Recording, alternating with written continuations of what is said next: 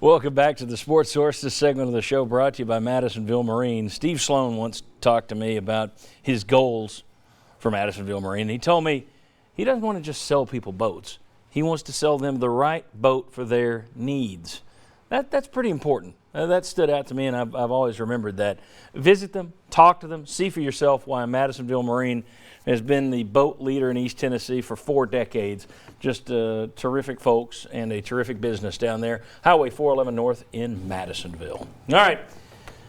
In the next segment, we're going to break down the remaining games on UT's schedule, but I want to ask a big picture question here.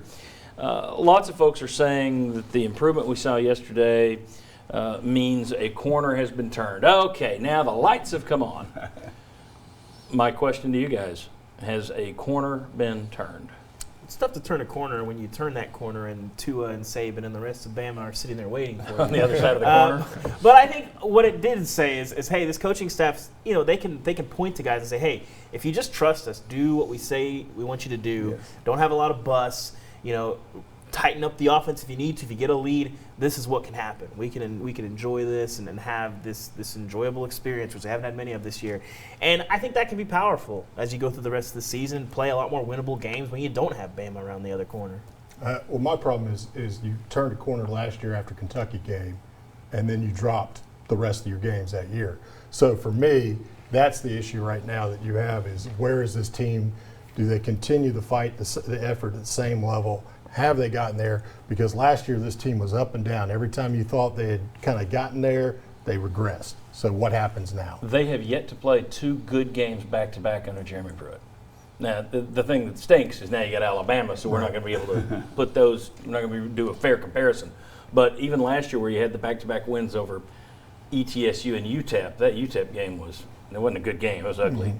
So you're waiting to have 2 good games back-to-back. Has a corner been turned? Be honest, or I'm going to put the orange goggles back. Put the orange goggles on then, baby. Come on, Sterling. This is how I see it. Now, you asking me for my opinion, I have the right to my own opinion. That's why I paid for it for some reason. It's love. This is the deal, though. What I liked about yesterday's game is, and I've said this for years, and everybody in this panel has heard me say it, I love an ugly win. I love an ugly win. I'd rather win ugly than lose pretty any day because you can get better. And you can get better off wins. Let's get better off wins, not off losses. I don't care how you get a win, you get a win. And we got one yesterday. But does that mean now all is well? Well, nothing's ever all is well, first of all. Let's be clear about it. It wasn't all well in 98. It wasn't all well in 89. You take every game, one game at a time. And I think yesterday we had to do the win. And we won yesterday in the SEC game. When are you running for office? Daniel, is it too soon to say a corner's been turned, or do you think it's? I think it's too soon. I mean, you saw some good plays. You saw kids that are finally, starting to get their coaching, get to that second level football, but you can't say that they've turned the corner at this point. One thing I thought was interesting, and a lot of people were saying that defense getting better every week. I don't know about that, but okay. I thought to myself, this Mississippi State team reminds me a lot of the Kentucky game last year. One-dimensional. So I went and I looked at all 11 SEC games that Tennessee's played under Pruitt, and I looked at the run-pass ratio for all those teams. Let me put this up here on the ground. Kentucky and Mississippi State were the most one-dimensional teams you've played. In other words, Pruitt can shut down the one-dimensional teams pretty good. Auburn was actually in the top 6.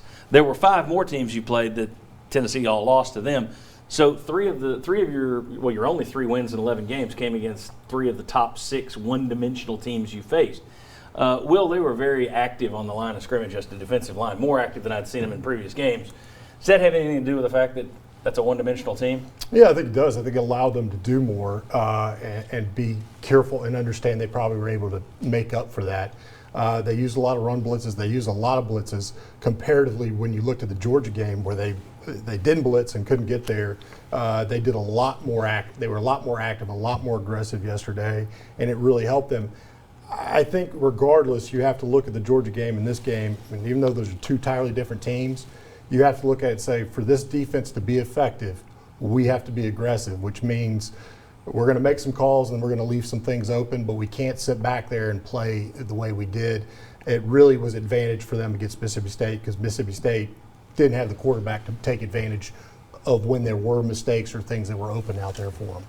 Well, I think one thing it shows, if you're going to, in the next segment, when we're looking ahead at the schedule that's still out there, let's pay attention to those teams that are pretty one-dimensional, because that would be the games where Tennessee seems to have the better chance. That's not brain surgery by any chance, but I thought it was interesting that those two teams popped up, number 1 and number 2 out of the 11 they played. All right, when we come back, what does yesterday's win mean for the rest of the way, the rest of the schedule? Tennessee needs 4 wins to go bowling. How many do they get? Come on back, we'll tell you.